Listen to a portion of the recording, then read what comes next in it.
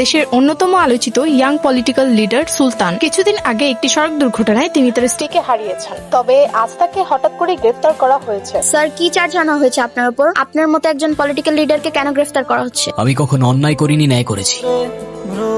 উপরওয়ালা আমার জীবনটা এত মানুষের ভালোবাসায় জান্নাতের মতো বানালেও কিছু মানুষ সেটা নরক বানিয়েছে।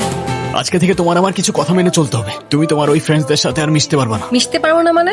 ওরা আমার ফ্রেন্ডস। ফ্রেন্ড হলেই হাক করবে, ইচ্ছা হলেই গালে টাচ করে দেবে, এমন কেমন ফ্রেন্ডস আমি বুঝলাম না। তুমি বুঝতে পারছো তোমার এই কথাগুলো কত লেম শোনাচ্ছে? ওরা আমার ব্যাচমেট আর আমার ফ্রেন্ডস থাকতে পারে না? না পারে না, এসব ফ্রেন্ডস এর কোনো দরকার নেই। না মানে তুমি বললার হয়ে গেল?